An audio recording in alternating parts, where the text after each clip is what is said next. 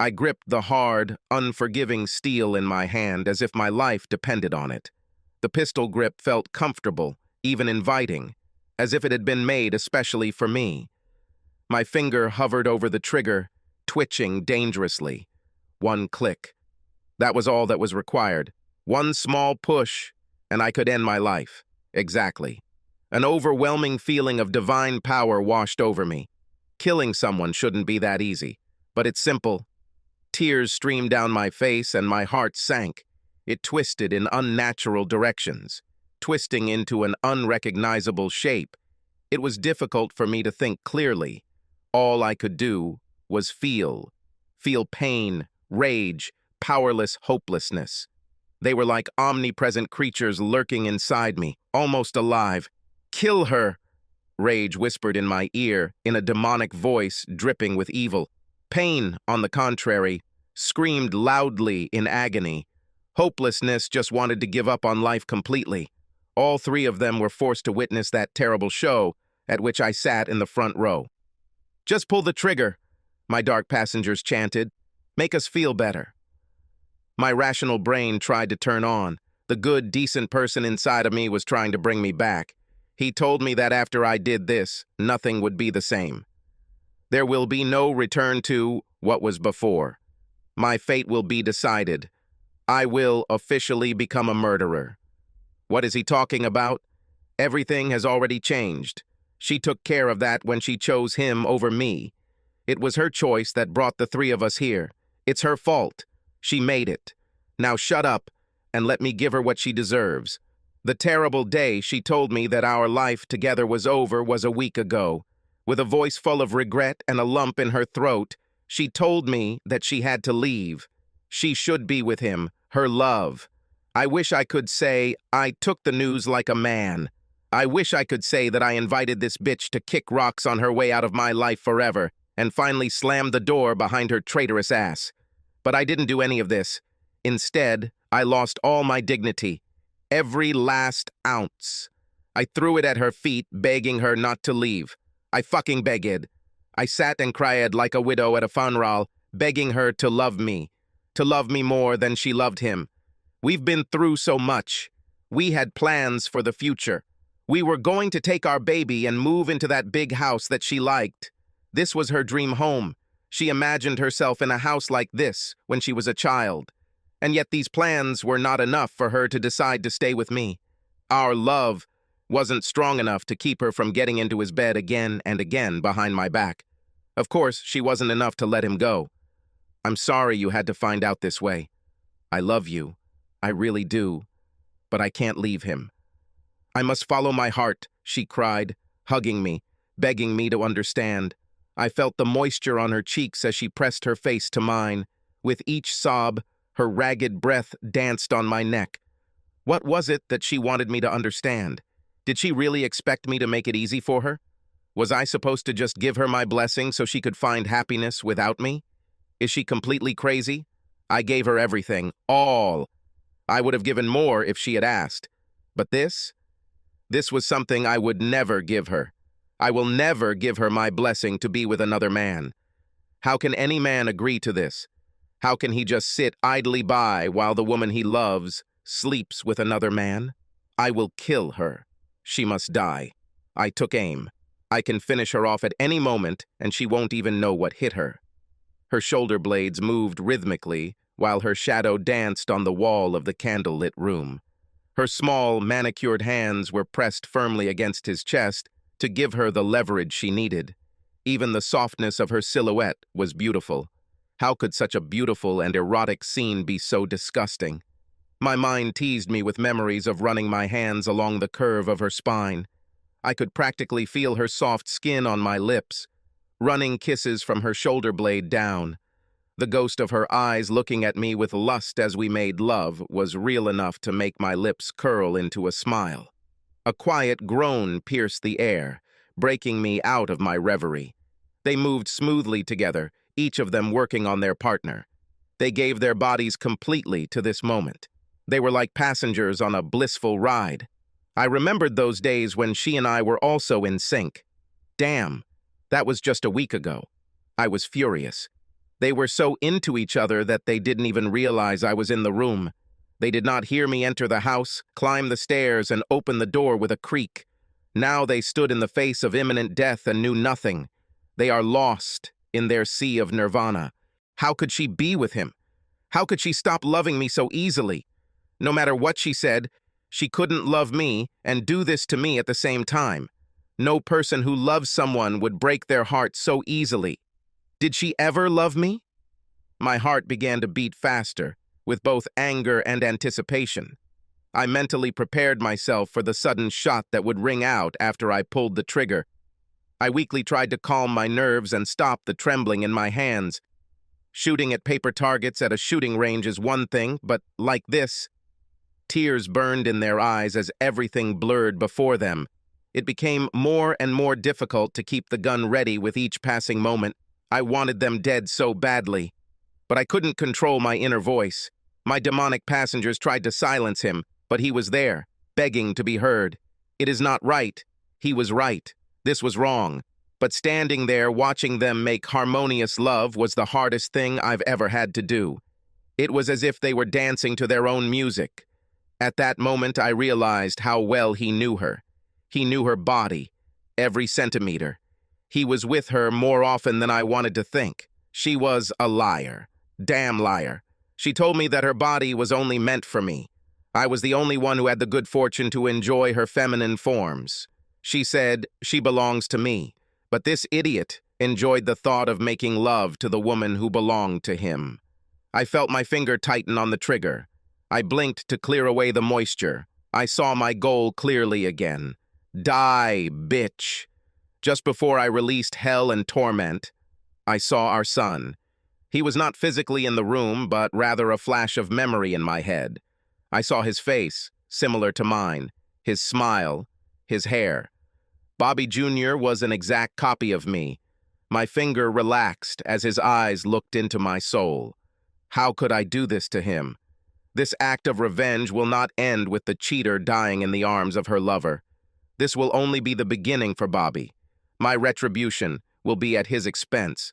Crap, I wasn't the most attentive father. I wasn't here for him, like a father should. I was practically a stranger to him. And yet, I loved him.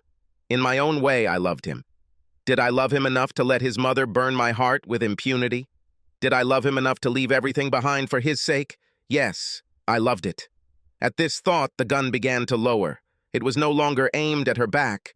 I died a little more inside, letting my opportunity for justice slip away. I needed it. I really needed this. But he needed her more than I needed retribution.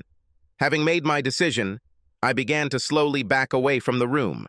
I silently and easily took each step, retreating. In the background, the two fools continued to make love, completely oblivious to how close they were to their end. I'm almost out. Almost freed from the clutches of revenge. My soul remained intact. But fate has a cruel sense of humor. Just when I decided to do the honorable thing, I heard this. That gut-wrenching sound was so terrible, so wrong, that it almost killed me. No, it was not the sound of her climax that sent the killing shot through me. It hurt, but not as much as later. "I love you, baby." Her quiet voice was barely audible, but her words were deafening. Those 4 words instantly consumed me, filling me with such agony that they almost crippled me. She spoke to me with the same words, in the same tone. They were spoken in a hoarse voice that trembled due to her climax, but they were full of love and affection. She loved him. Did she love him? Instantly, I felt overboard and drowning in a sea of pain, hopelessness, despair, and white-hot rage. I couldn't swim. I couldn't breathe. The water was too choppy. The waves were too strong. The more I fought it, the more my lungs burned and filled. Finally, I gave up. I didn't have the strength to resist. Fate has won. They had to die. I will end their world forever. But not like that. Not with this gun. I will not give them the peace that a silent death could provide. I wanted them to feel as much pain as I did. I wanted them to feel the same loss that I felt. If they die, they won't feel it. One of their last memories will be the sweet love they felt. It's just no good. Wanted something different. I wanted to tear them out of each other's hands, kicking and screaming. I wanted to smear everything that touched their love. I wanted to take everything they held dear and strangle them with it. I left them alone with their love. I'll give them a reprieve for tonight. Only for tonight. I hope they would like it. This will be my last gift to them. The pen is mightier than the sword. Edward Bulwer Lytton. I was going to kill them 1,000 times, using a weapon more powerful than my 9mm Beretta. I will make them wake up every morning and regret their existence with a simple device. Pens. Half an hour later, I walked into my empty apartment with a sinister smile on my face. The sadness and pain I felt was hidden by my insatiable desire to see them suffer. I wanted to see her face, distorted by such deep loss, so that it would match what I saw in the mirror when I thought about her. I sat down at the table and took out a pen and notepad. Then I started writing. The words spilled out of me like vomit. My pain burped and splashed across the paper. It took 5 drafts before I read what I wrote and was happy with it. Then I sealed their fate in an envelope, added a stamp, and walked to the nearest mailbox to drop off the letter. I could have just put it as outgoing mail in my mailbox, but I had to walk around and drop it to make sure I couldn't change my mind. As soon as I dropped the letter in the mailbox, I was left with a lonely feeling of rejection, as well as anger at the betrayal. As I trudged back to my apartment, my shoulders sagged under the weight of the world. Damn it! I hated the hell out of her. I hated her. I still loved her. My pride didn't want to admit it, but it was the truth. I will love her for some time to come. However, there was a small piece of hope left in me. I knew life would go one way or the other. Whatever happens to Rachel, days will turn into weeks, which will turn into months and years. One day, all of today's events will disappear into the ether of history.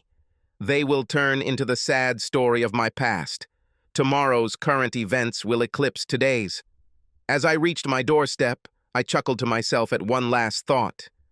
In about 3 days, I will change her life in such a way that she will never forget me. No matter how much time passes, she will never be able to dismiss me as a historical point in the history of her life. I'll be the idiot who changed her future.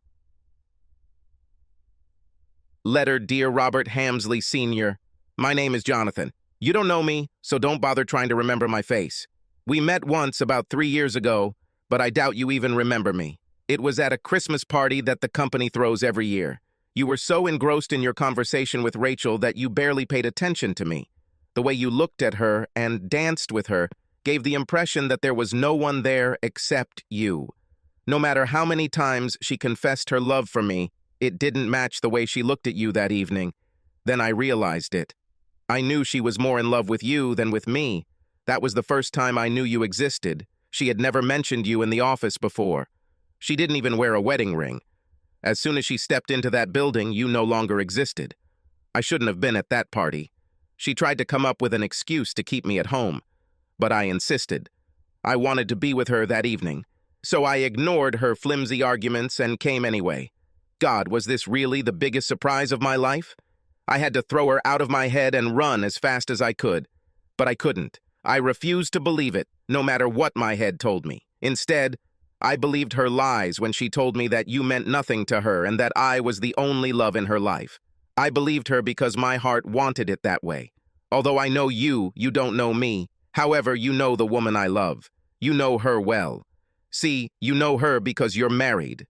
We've been having an affair for 4 years now. I know what you're thinking. Yes, we're together for a little over a third of your marriage. Most likely, you are chalking it up to a mistake. Maybe this letter was intended for some other loser husband.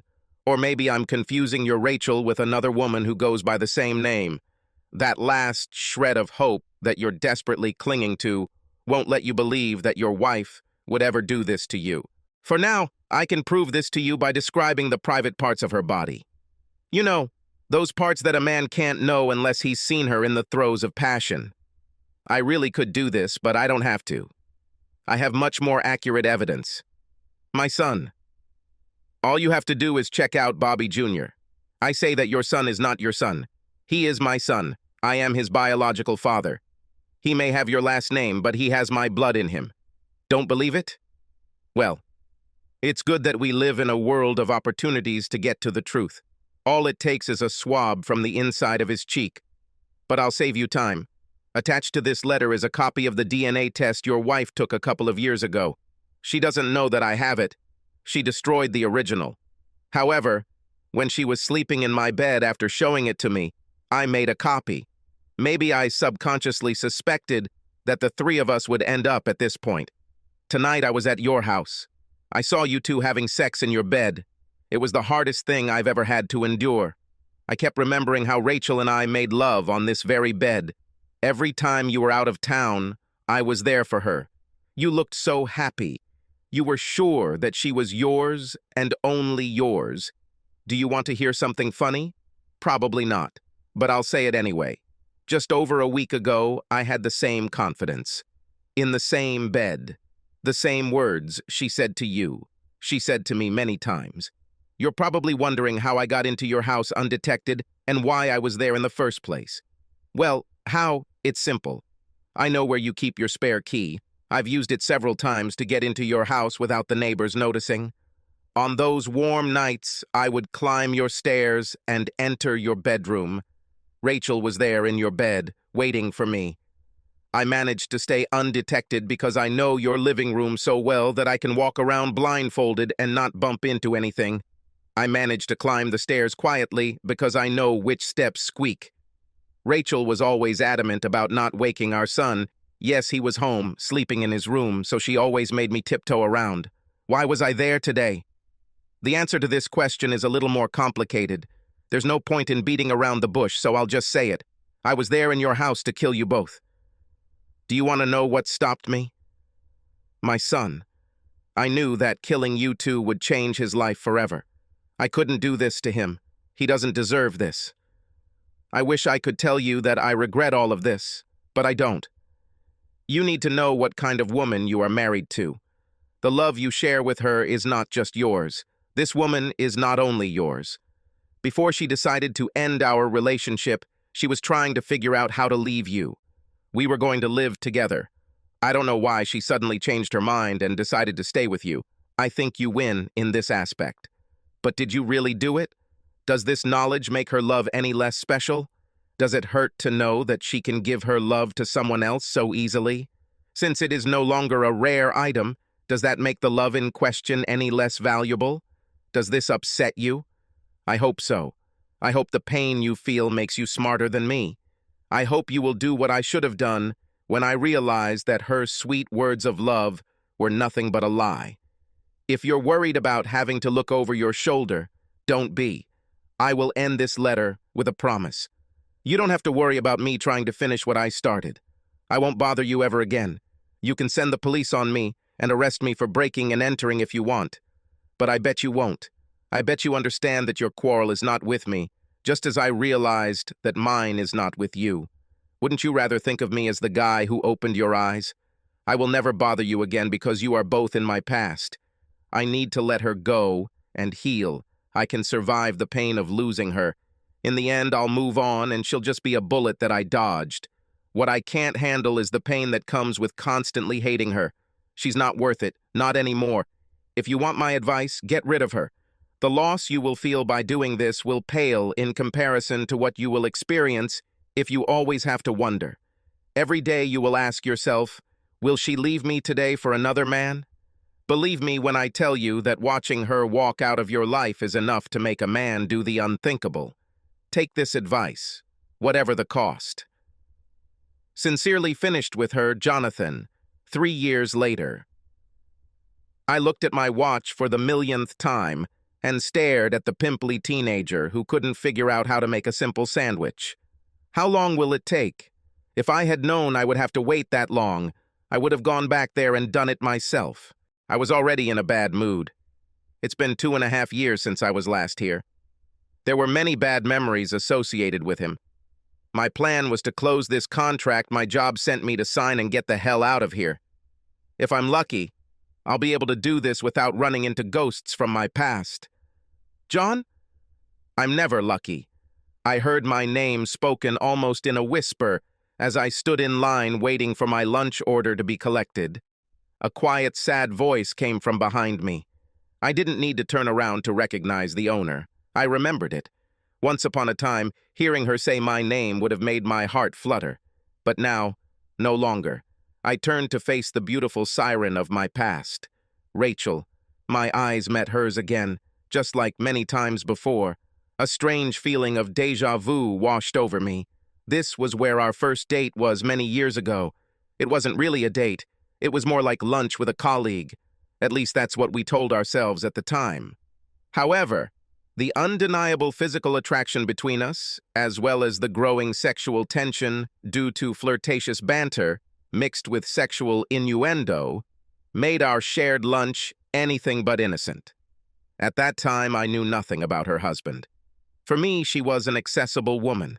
But to be completely honest, I wouldn't care if I did. As soon as I looked into her eyes and heard her guttural laugh, I was lost.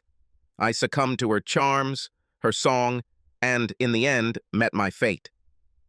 Yes, I felt nostalgic for the erotic memories Rachel and I had. But other memories followed. Disappointment, loneliness, insanity. Rachel flashed a small smile and waved as I turned to her. "I thought it was you," she said, giving me another one. "Hey, Rach," I said, unwittingly doing the same to her. An old habit. She was still a knockout. I couldn't help but appreciate it. "I didn't expect to run into you here." I was pleasantly surprised at how calm my inner state was. My voice was smooth and full of sincere warmth. I didn't have to pretend at all. There was a time when just hearing her name, even if it was addressed to another woman, would send me into a tailspin. But here I stand in front of the object of my death and feel completely under control. "The same. You disappeared when you transferred." Her eyes broke contact for a moment and looked down. Something like melancholy flashed across her face, but it was a quick flash. I nodded in agreement. "Yes, I had to leave. I needed a change of scenery, you know? I needed space." She nodded grimly at what was left unsaid. "Yes, I think we both needed it." An awkward silence followed. She looked like she was about to say something else, but I heard someone call me. I had to abruptly break away from the conversation to look at the waiter. Once I made eye contact with him, letting him know that the food was mine, I quickly returned my attention to Rachel. "Well, it's my turn. It was nice meeting you, Rach." She smiled at me with thin lips and exhaled too loudly. She didn't seem to be done with the conversation and was a little upset that we had been interrupted. But all she said was, "It was nice meeting you too, John." With these words, I turned away from her to go get food. I was about to leave, but as I passed Rachel, she lightly grabbed my arm to stop me. "Hey, John, are you in a hurry? I was hoping that maybe we could, talk." There was a lot left unsaid between us. I wanted to refuse her. Memory lane isn't exactly a walk in the park, but deep down I knew she was right. The situation really needed to be clarified a little. "Certainly. I don't have to go back right now. I'll take a table over there and wait for you," I said, pointing to an empty table in the corner of the restaurant. She tilted her head back and glanced over her shoulder to see where I was pointing. Her hair fanned out from the rapid movement of her head. If cameras had been trained on her, this moment could have been slowed down and turned into an ad for $1 million shampoo. "Okay, I'll take my order and join you," she said with a smile. I sat down at the table and began laying out the contents of my lunch. I was a little annoyed because I had a bag of food instead of a tray, but using my bag as a plate to change food wasn't too bad. About 5 minutes later, Rachel sat in the chair opposite me. At first, we both ate in silence. It was her party, so I assumed she would start over. Although I had some burning questions that had been plaguing me for the past few years, I couldn't find the words to ask them. I hoped she would start talking and lead me to what I needed to know. Apparently, she had the same hope. So we both sat in awkward, tense silence. Chewing. Neither of us tried to look each other in the eyes. Out of the corner of my eye, I noticed that she was looking at the far wall. I did the same. "Why did you do this to me, John? Why did you ruin my life?" I looked at her and saw that her eyes were full of tears. "A gun or a letter?" "Both. Mostly writing. I actually understand guns, believe it or not." "But you don't understand the letter? Really?" She sniffed and wiped her eyes. "No, I don't know. Not really. I can understand your desire to kill me, although I will never believe that you could do it. You're too good a guy. But I would never have expected you to go out of your way and intentionally hurt me like this. With this letter, you decided to ruin my life. The way it was written, it was like you deliberately chose the wording that would cause the most damage. I thought you were different. I couldn't understand how I felt hearing her say that. This irritated me the most. She broke my heart as easily as a child breaks fine chine, and now she's judging me for what I did in retaliation, without even judging me for trying to kill her. She understood this. She was offended that I told the truth about her. Despite my righteous indignation, there was something else I felt too. Believe it or not, at the same time I felt guilty. Not for what I did to her, but for why I did it. After dealing with the pain, I was able to look back on my time with Rachel. All the memories I had with her, all the declarations of love, they were not mine. They belonged to him.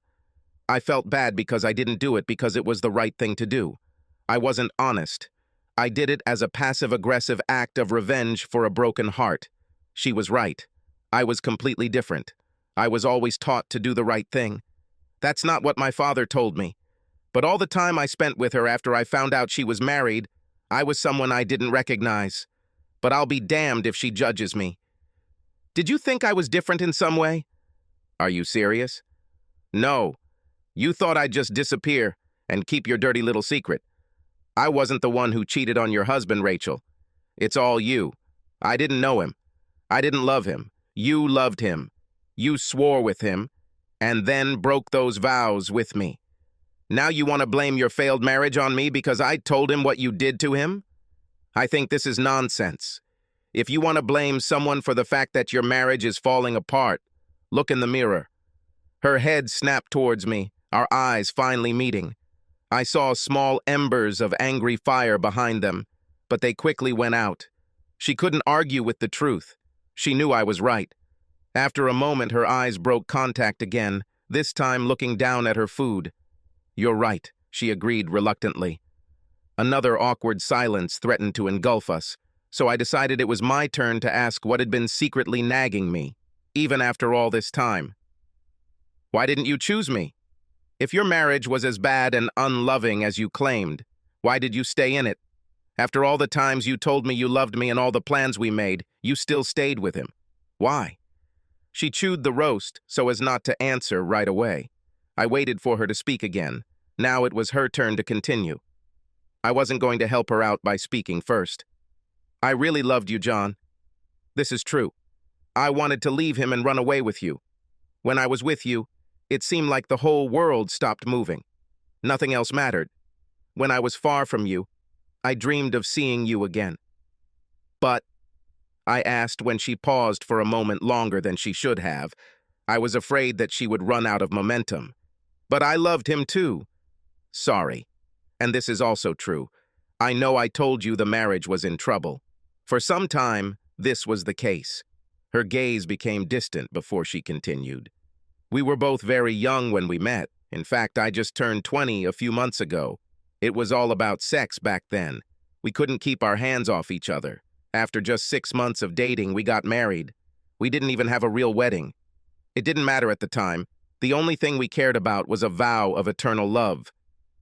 The first few years were wonderful. We had sex at every opportunity in any place that was even slightly covered. We couldn't go more than a few hours without calling each other when we were separated. We even took a shower together every morning before going to work. Then tension arose between us. Work began to take up more and more of our time. Bills had to be paid. We had less time for each other because we were constantly working.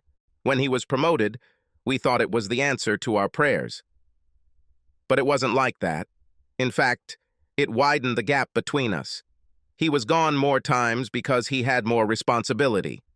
On top of that, I still had to work because even though he was paid more, it wasn't enough. It seemed that when I was at home, he was not there, and vice versa. Then, when we were home together, all we wanted to do was sleep and relax. And that's where you met me, I interrupted, putting this part together. She nodded. Yes, when I met you, I had already forgotten what it was like to be desired and loved. I mean, men always looked at me, but there was something wrong with you. You made me feel it just like he did when we first met. It opened up a world that I had closed inside myself. Flirting, sexual jokes, it all made me feel desired. When I tried to rekindle the sex life between Rob and me, he got upset, so I stopped trying. That is, with him. She looked at me and caught my eye. I nodded in agreement to her statement. I mean, I guess I just had to be a lover at work. Right? This time she nodded. At first, yes. Actually, you were supposed to be disposable. And what has changed? She looked at me with a shy smile and said, You did it so well that I couldn't stop. I had to laugh. Thanks for the ego support. This is not for the sake of boosting the ego. I was just telling you why I continued with you. Okay, so, you wanted a romantic night's work, but I laid you down so well in the bedroom that you couldn't stop. No ego boost here. Please don't be shy, carry on, I said with a playful grin on my face as I sipped my drink. Anyway, she said, giving me a playful look and throwing a napkin at me. I continued to date you. The more I saw you, the closer you became. I gradually lost love for my husband. This lively banter between us was reminiscent of a time long past. But this conversation was not meant to rekindle those feelings. He was supposed to provide the answers we needed. Why didn't you just divorce him? I asked, bringing us back. With this question, the playfulness disappeared, and the conversation became serious again. Her face took on a gloomy expression. Honestly, I don't know. I definitely planned this. I even talked to divorce lawyers. I kept telling myself that I would do it eventually. All I needed was the right time. But you never did, although you always told me that you would do it. I paused and placed my elbows on the table, placing my palms together to form a triangle. Then I rested my chin on my fists.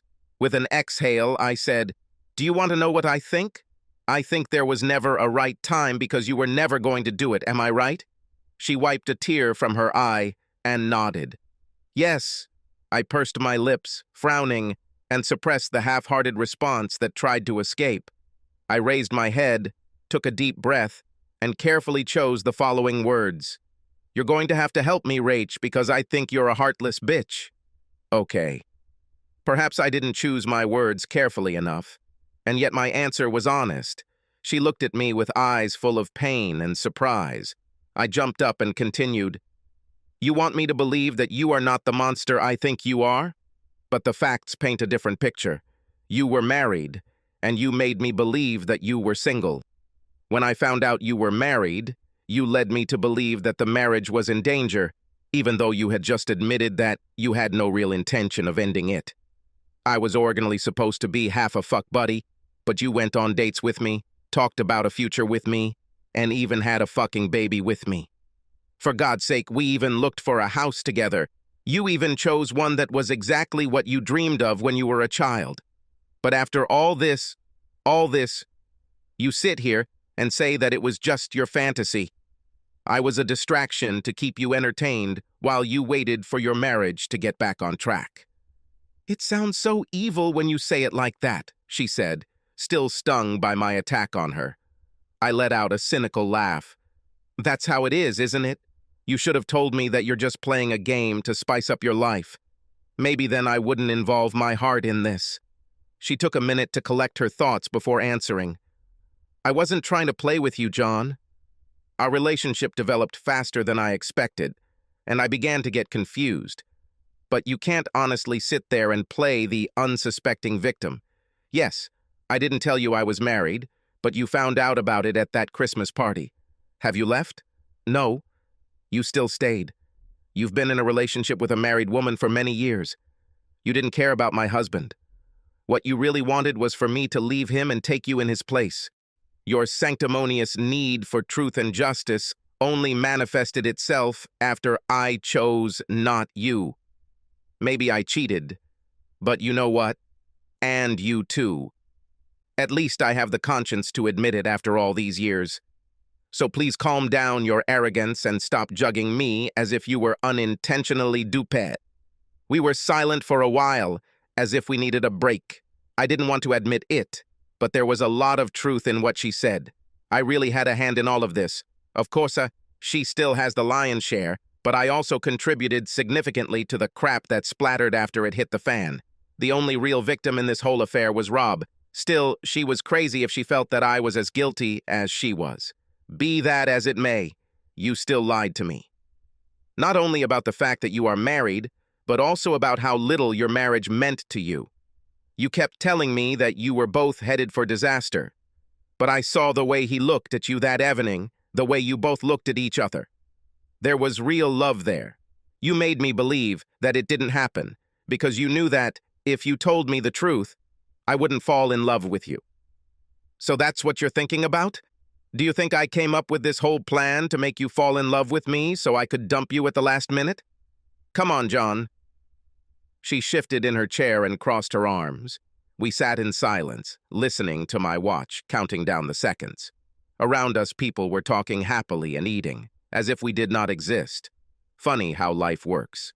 No matter how much your world suffers, everything else moves without any hesitation. Listen, John. She began again, breaking the silence. During the time when you were supposed to be temporary, I didn't tell you about Rob, because I felt like it didn't matter. The plan was to date together, relieve some stress, and then go our separate ways with fond memories. In the back of my mind, I always thought that my marriage would eventually return to normal. I decided we were in a win-win situation. I get a mental break from a long-term marriage, and you get free, no-strings-attached sex. What I didn't expect was for you to be so funny and sweet. I didn't expect us to have sex like we did. The way you touched me, kissed me, loved me, it was wonderful. You made me feel beautiful. I should have stopped after that time. You were a problem for me, but I didn't. After a while, I felt that I was increasingly drawn to you. When this happened, it became harder for me to tell you. And then, the Christmas party happened. Yes, Christmas party, I said sadly, as memories of that evening came flooding back to me. Finding out that the woman I was falling in love with was actually married to someone else was a gut punch to no end. She shrugged. You say Rob and I were so in love that night. This is how we looked to everyone. Everyone thought we had the perfect marriage. We were good at this, pretending that everything was fine. But you chose him in the end, so it couldn't all be fake. Before speaking, she smiled a kind of nostalgic smile.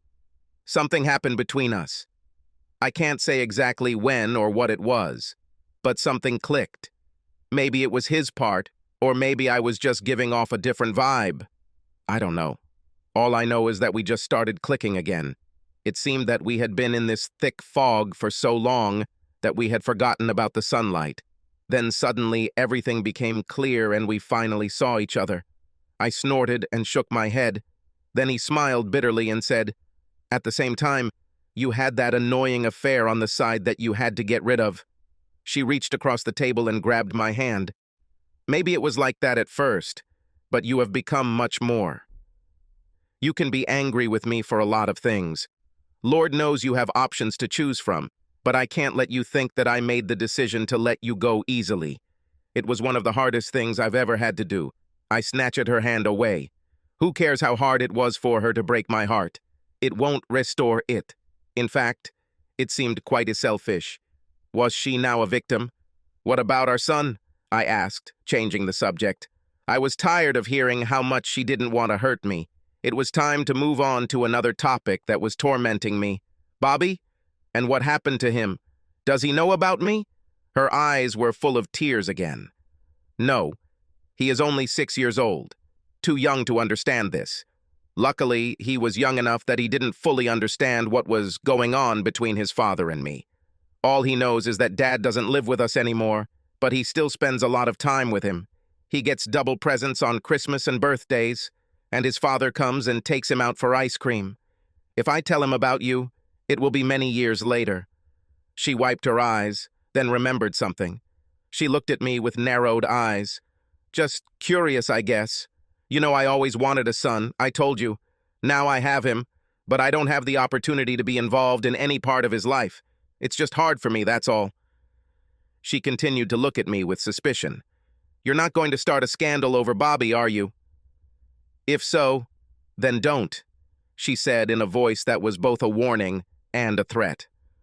"Look, Rach, I'm not trying to ruin everything for you, not really, but you have to understand what I'm going through right now. I have a son who knows nothing about me. You forget that I wanted to take you and arrange your life. When you told me you were pregnant and that the baby was probably mine, I dreamed of a future with you and Bobby. You snatched this dream from me." She stared at me in disbelief, and then her face became angry. "What are you going through? I need to understand what you're going through. You were gone for 3 years, and you didn't even pick up the phone to see if Bobby was okay.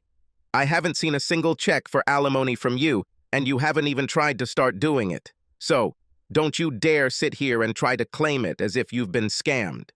The reason I didn't do it was because I was your dark little secret for 4 years. I couldn't be there for my son, because if I was there, you'd have to tell your husband who his real father is." "Okay, I understand.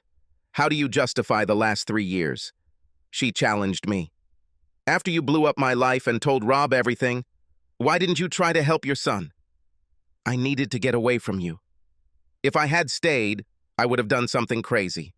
I left for our safety." She leaned back in her chair and glared at me. "So you left your son, the son you always wanted, because you couldn't control yourself around your mother? Don't you dare turn this against me. You have broken my heart." She leaned forward and gave me a challenging look. "I have nothing against you, John, but I want to say one thing. Yes, I broke your heart. I'm a terrible person to be in a serious relationship with. But you know who else got their heart broken? Roberts. In fact, I broke it even worse, but you know what? He stayed nearby for Bobby. He may not have wanted to be married to me anymore, but he loved his son enough to find a way to stay in his life. He is Bobby's father and has been for 6 years. This is what is written on the birth certificate. He had been looking after him for the last 3 years, even though he knew that Bobby was not his biologically. He takes Bobby away from the babysitter when I can't and spends every weekend with him at his house. He even makes sure I have all of Bobby's favorite foods in the house when I don't have the money for it. Would you do this?" My only answer was silence. However, it didn't matter. She didn't expect anything deep in response. As she continued, "Robert has earned the right to be Bobby's father, not you. I'm not going to spoil it for any of them. I've already done enough. So, I'm sorry you feel like you pulled the short match, but it is what it is. I care about what's best for Bobby, and you don't." As much as I wanted to deny it, she was 100% right. I felt a pang of jealousy at the thought that her ex-husband was a better father than me, but I could not dispute the facts. There was no room in my life for a child, at least for the fact that he was born in such conditions. I wasn't Bobby's best option because, in the end, I couldn't be there for him as the person who raised him. I was not constantly present in his life. I would arrange life in another city. I really wanted to have children, but I wanted everything. I wanted my wife to go with the children. Selfish? Maybe. But it's not as selfish as it would be to destroy what Bobby had with Robert Sr. just because I had some technical beef with his origins. Next to him was his father, who honorably took responsibility for him. He chose Bobby, despite all the troubles that surrounded him. "You're right," I said, nodding in agreement. She visibly relaxed and took a deep breath, as if she had been holding her breath for a minute. "I just have one last question, Rach. If you had to do it all over again, would you do it differently? Would you choose me?" She thought for a minute, and then looked at me with a strange look. I couldn't tell what it was, but it seemed like she was trying to figure out the best way to say what she wanted. "Yes, I would do things differently, but not in the way you think." She took a break and looked at me again with the same look. This time I figured out its meaning. She tried not to hurt my feelings. If I had to do it again, I wouldn't contact you at all. I fell in love with you, and it stopped me from working on my marriage. No matter how much I loved you, I always loved him more.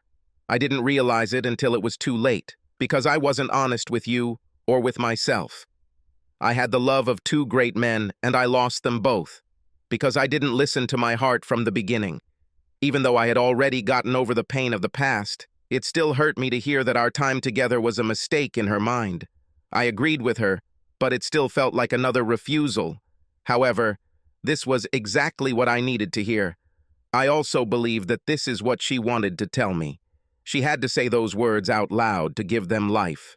They must have been on her mind ever since her husband received the letter. Saying them out loud and hearing them spoken gave us a sense of accomplishment.